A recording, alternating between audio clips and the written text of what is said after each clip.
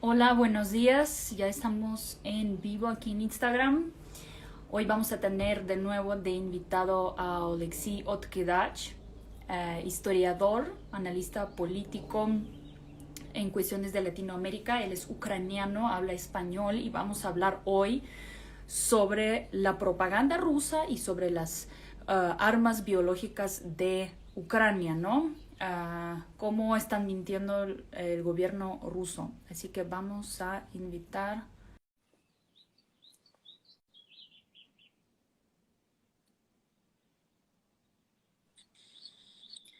Hola. Hola, ¿me escucha bien? Sí, perfecto. ¿Cómo estás, Oleksiy? Bueno, en general, últimos días en Kiev están más o menos tranquilos y estamos muy agradecidos y estamos muy afortunados de que no estamos en Kharkiv o en Mariupol, donde la situación es como dos o tres veces más grave. Ujú, ujú. Cuenta, bueno, por lo que veo que en Kiev está tranquilo, yo también vi como que ahora las tropas están paradas, ¿no? Sí, es que no hay concretamente ahora ninguna ofensivas. Las tropas rusas están como a 30, 40 kilómetros de la ciudad, en la zona norte. No controlan ni la zona oeste, ni controlan ni sur de la ciudad. Había como un combate cerca de la ciudad pequeña Brovary. Está en el este, al este de la ciudad Kiev, pero está otra vez bastante lejos. Entonces, por ahora no tienen como ninguna posibilidades para lograr hasta la capital.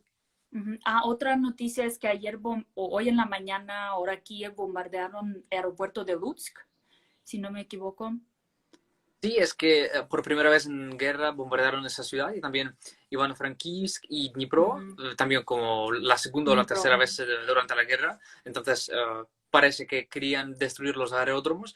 No sé qué tan efectivo era ese ataque, pero parece que no funcionó muy bien. Ujú, ujú.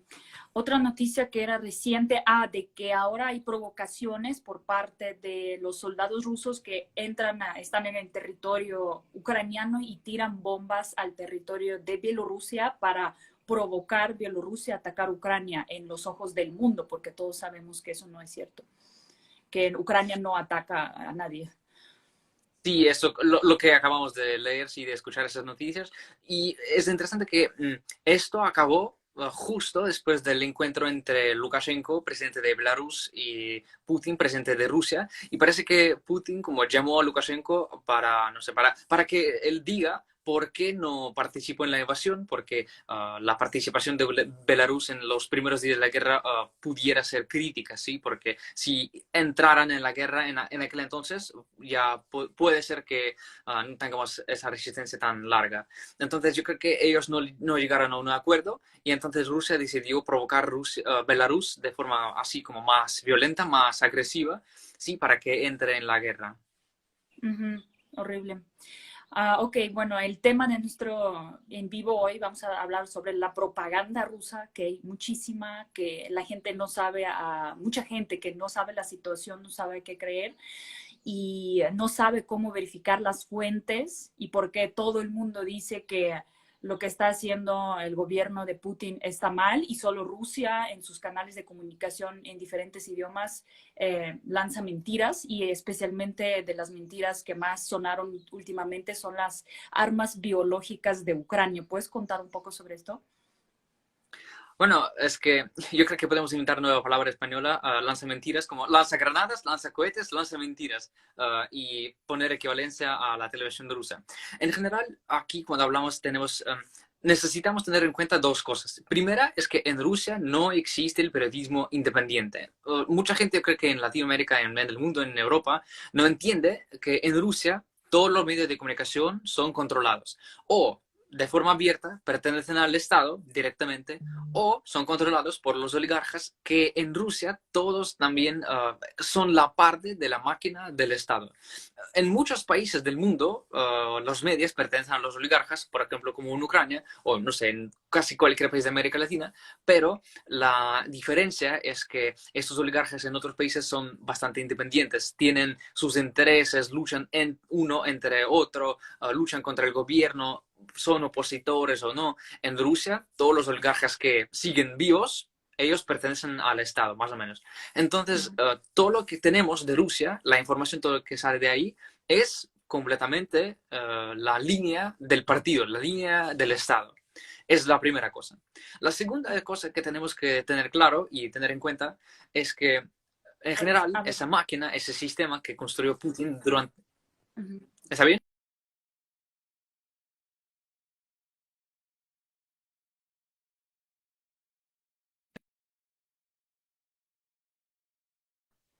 ¿Me Sí, escucha?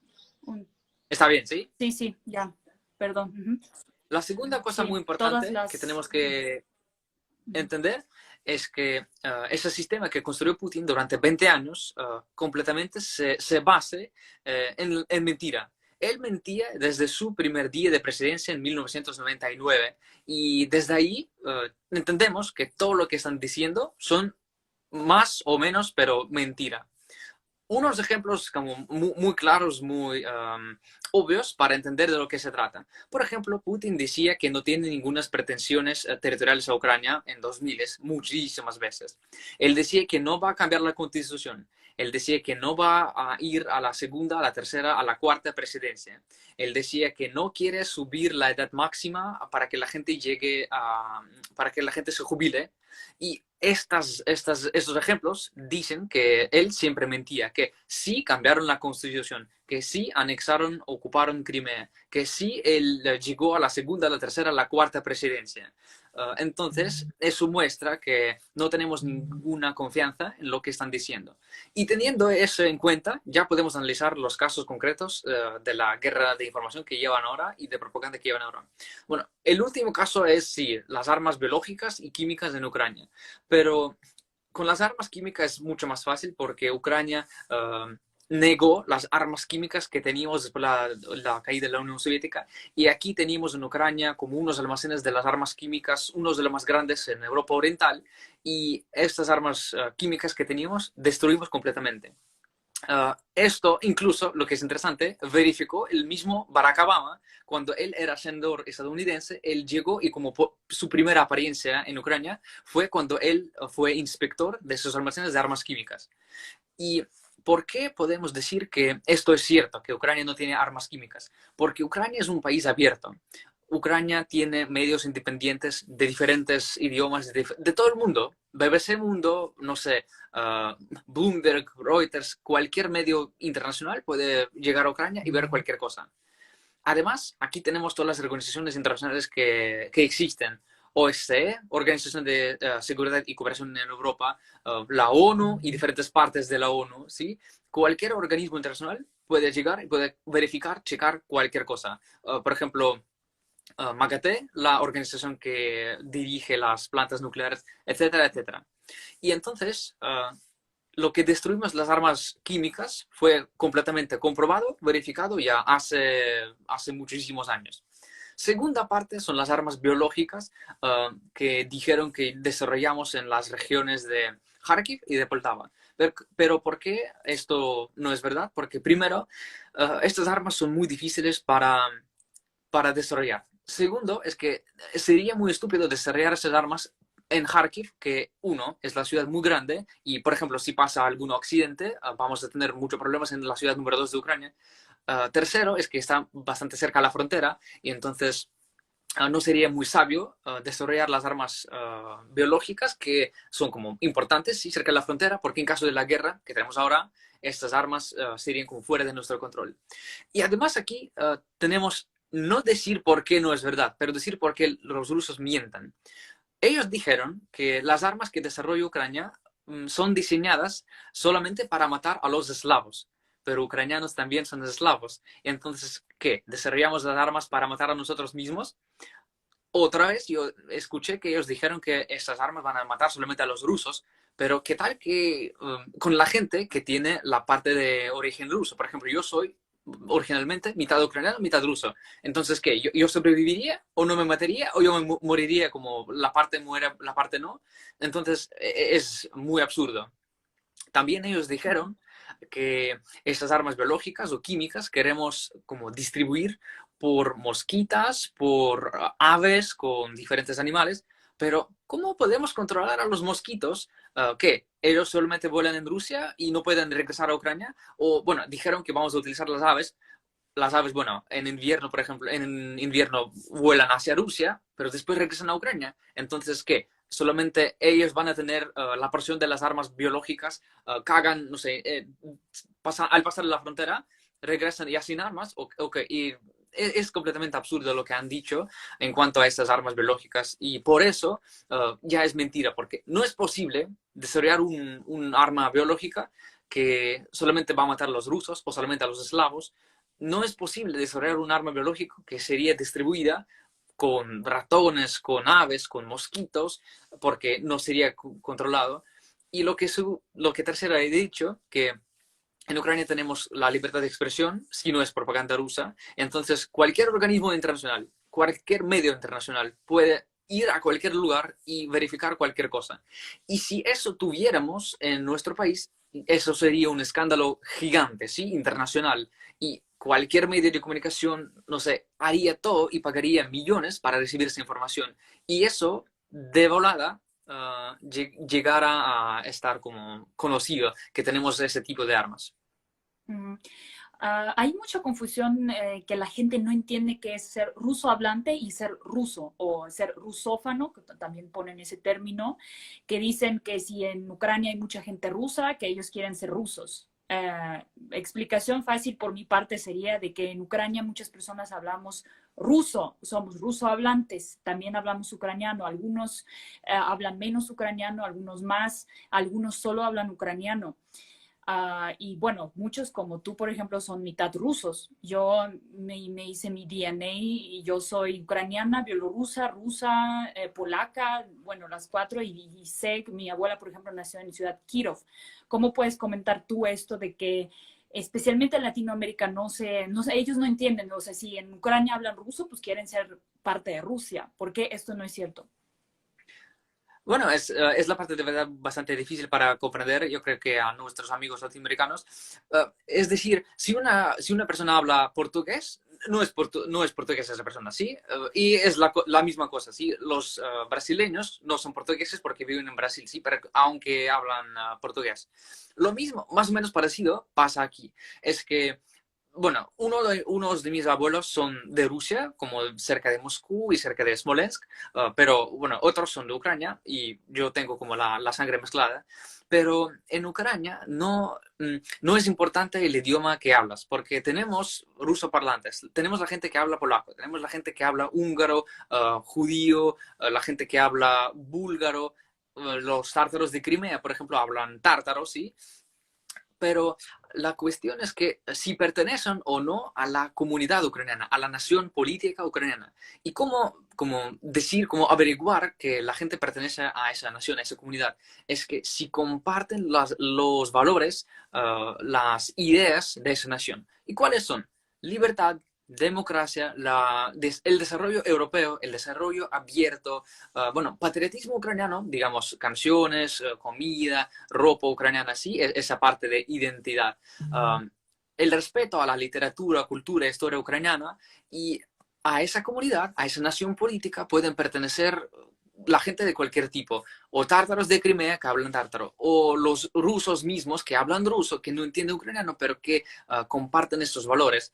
Y entonces Rusia, que usa ahora, intenta utilizar ese como nacionalismo de lengua y pone en equivalencia. La gente habla ruso y entonces son rusos, son como ciudadanos de Rusia, pero no es así. La mitad de nuestro ejército, bueno, no la mitad, pero quizá el tercio de nuestro ejército ahora yo creo que habla ruso, quizás la mitad, pero eso no les como impide combatir contra los rusos, luchar contra ellos, matar ellos, porque no es importante para nosotros qué idioma hablas, es importante que pertenezcas a nuestra comunidad, a nuestra nación. Ujú. Y lo mismo pasa en muchos países en el mundo, por ejemplo, bueno, digamos Suiza, ¿sí? Hablan italiano, alemán, francés, tienen su lengua local, pero ellos todos son suizos, ellos tienen como su identidad nacional, tienen sus valores también, su cultura, sus tradiciones.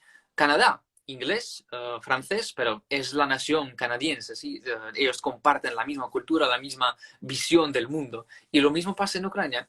a menudo decían que sí, las partes del sur y del este de Ucrania, donde hablan ruso, son las partes rusas, pero lo que vemos ahora es que estas zonas donde la gente, si mucha gente habla ruso, y estas zonas están ocupadas, la gente resiste, la gente sale con banderas ucranianas, canta canciones ucranianas, canta el himno ucraniano y resiste a los invasores, a los ocupantes, les dicen, váyanse de aquí, porque no los quieren. Y estas zonas son las más rusificadas históricamente durante la época soviética, y eso muestra claramente que después de la revolución de 2014, en Ucrania tenemos como la nación política que tiene, como he dicho, sus valores, su visión del mundo, y los que pertenecen a esa nación, a esa comunidad, no importa qué lenguaje tienen o qué procedencia tienen. Es importante que pertenezcan a esa comunidad y sientan la parte de esa comunidad. Ujú, ujú. También de las últimas noticias tenemos de que nos dieron respuesta de que a Ucrania la van a aceptar en la Unión Europea.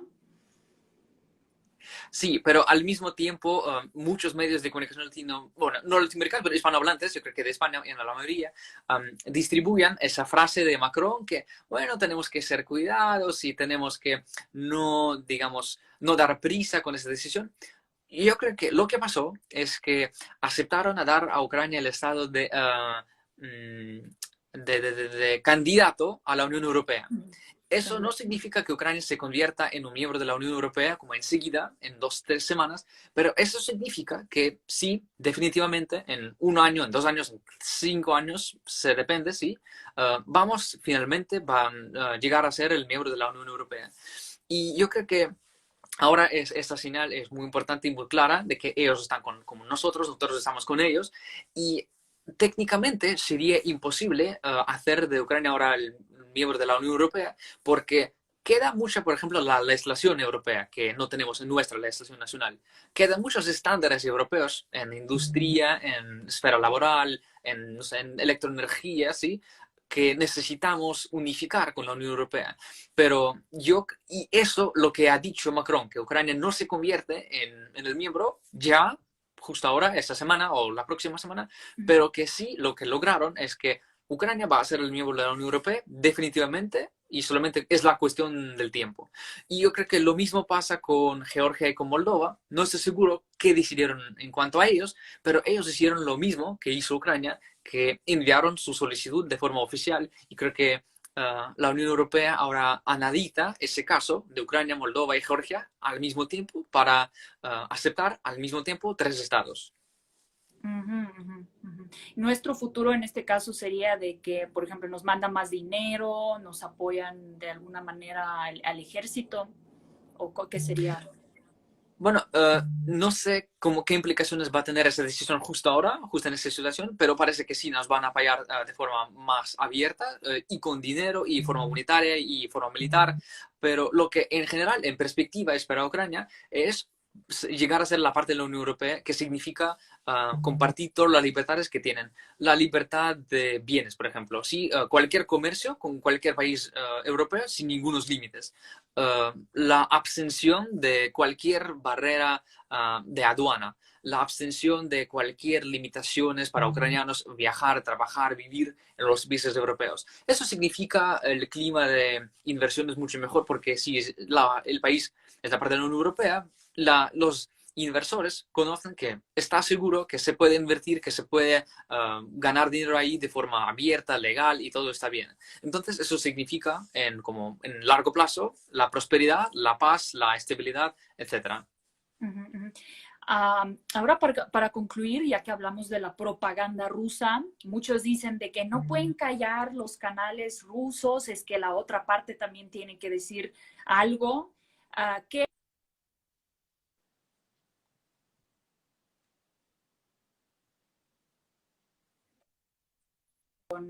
nuestros seguidores hispanohablantes, no sé si ubicas algunos que dicen medios independientes rusos para que puedan ver qué es lo que dice la parte rusa? Yo, por ejemplo, todo el tiempo escucho canales rusos independientes. Antes los escuchaba, ahora los escuchaba, nadie los está callando, al revés, nos están ayudando mucho para conocer la situación de cómo viene desde otro lado. Entonces, no sé si puedes recomendar algunos. Lamentablemente, como he dicho al principio, es que casi imposible, casi no tienen, casi no existen ningunos medios independientes y como he dicho, Ujú, todo más o menos está controlado por el Estado o 100% o 90%. ujú. Entonces, es muy difícil en ese sentido. Uh, yo ni siquiera ni conozco ni uno. Bueno, Ujú. son tan pequeños y son tan como clandestinos que yo creo que no tienen versión en inglés y ni siquiera Sí, tienen versión en exacto. español. Ujú. Entonces es imposible para la gente de Latinoamérica encontrar Creo que algo más o menos así. me han dicho a Medusa que ahora se mudó a Lituania o a Sí, sí, Polonia, sí. no me Medusa acuerdo. es lo único que me cae en la mente, que se me Ujú, ocurre. ujú. Sí. Sí, Medusa, vamos a dejar yo creo que un link sí, a su página. Yo no sé si tienen la versión en inglés o Creo que no, sí. pero Bueno, voy a deben preparar tener. aparte una lista de medios que a lo mejor, por lo menos en inglés o en español, se puede tener acceso del lado de Rusia independiente. Bueno, es que cuando hablamos del bloqueo de los medios de comunicación rusos, otra vez tenemos que tener claro la parte que la libertad de expresión como tiene límites. Y cuando unos medios de comunicación propagan, eso se llama un lenguaje de guerra, un lenguaje de odio, ya pasan su límite de la libertad de expresión. Y los medios de comunicación rusos, en diferentes maneras, o sean sus talk show, o sean sus noticieros, pasan ese límite, pasan ese lenguaje de odio, lenguaje de guerra, cada día, cada hora. Y entonces, si ellos hacen esto, ellos violan, ellos aprovechan demasiado de libertad de expresión. Obviamente que sí, en la Unión Europea y en Ucrania protegemos ese principio, sí, esa idea de la libertad de expresión, pero cuando ya es totalmente, primero, mentiras, segundo, lenguaje de guerra y de odio, no es posible que exista, que actúe de forma libre estos medios de comunicación. Y, por ejemplo, si tuviéramos en Ucrania algunos medios de comunicación que dijeran lo mismo, también el lenguaje de guerra, el lenguaje de odio, pues habríamos bloqueado y habrían bloqueado estos medios en la Unión Europea. Y lo que hacen es que limitan esas lanzamentiras, como dijimos al inicio, Sí. porque ellos no son la parte de la comunidad internacional de periodismo, sí, digamos, que hace de verdad Ujú, periodismo de calidad. ujú, ujú. Ok, bueno, ya quedó claro. Yo creo que por hoy concluimos. Muchas gracias. Pueden seguir a Oleksiy porque él comparte también información valiosa y espero que primero esperemos paz mañana mismo o en cuanto se pueda, por favor, porque lo que ha estado pasando es muy devastante, especialmente últimamente en Mariupol, donde murieron más de 1.300 personas en un día con los bombardeos de las tropas rusas, destruyendo hospitales de maternidad y matando gente civil. Y por eso es tan importante hablar de la propaganda rusa, porque ellos mismos cambiaron esta información y ponen totalmente otra cosa como para justificar lo que están haciendo. Ah, sí, por cierto, esto es un caso muy interesante. En 2014 ellos derrumbaron el avión Voy. de aerolíneas de Malasia, sí, o fue un avión holandés, y donde murieron 350 personas, si no me equivoco, más o menos así, 320, 330 personas. Y primero dijeron que derrumbaron el avión ucraniano militar. Después cancelaron, como eliminaron esa programación y pusieron que Ucrania derrumbó ese avión con su misil, pero después la corte en los Países Bajos dijo que no, que fue el sistema antiaéreo ruso que derrumbó ese avión y nombró 4 personas responsables por ese acto de terrorismo. 3 personas eran rusos y una persona es ucraniana que participaron en ese acto de terrorismo. Y lo mismo pasó ahora con ese hospital en Mariupol que bombardearon, porque primero dijeron que ahí está la base de neonazistas, vamos a destruir ese hospital. Lo bombardearon, vieron las imágenes de mujeres embarazadas, de niños, de gente que estaba ahí en ese hospital, y después dijeron que no lo bombardeamos, después dijeron que esto ya no es verdad, es solamente como la mentira ucraniana. Ellos llevaron a los actores que actuaron en frente de ese hospital para crear esa imagen. Y entonces eso muestra otra vez cómo funciona ese sistema de distribución de mentiras. ellos se pierden, ellos mismos se pierden en sus propias mentiras, siempre cambian y no saben, porque uno dice una cosa, otra, ellos mismos se pierden. Sí, en el encuentro que tuvimos entre ministros de los Asuntos Exteriores del ucraniano y del ruso, Kuleva por parte de Ucrania y Lavrov por parte de Sí. Rusia, Ese, su ministro de los Asuntos Exteriores dijo que no atacamos a Ucrania, pero eso obviamente no es así. Entonces, si su presidente dice que Mr. Vladimir no cambió la constitución Putin y tiene el ministro de Asuntos Exteriores, Mr. Sergei, no atacamos a Ucrania, Lavrov, no es nada que ver, como no es nada de qué hablar de sus medios de comunicación, porque ellos siempre están mintiendo en todas las partes donde pueden. Bueno, pues gente, protéjanse de las mentiras de la propaganda rusa. Deseamos paz pronta para Ucrania y Slava Ukraini. Sí, Heroem Slava. Bueno, pueden seguir, otra vez repito, a Alexiot Kedach en Instagram. Ahorita se los comparto en las historias. Gracias. Hasta Bueno, luego. también tengo 3 suscriptores. Siguen por favor a Irina Fechenko. Muchas gracias. Un abrazo.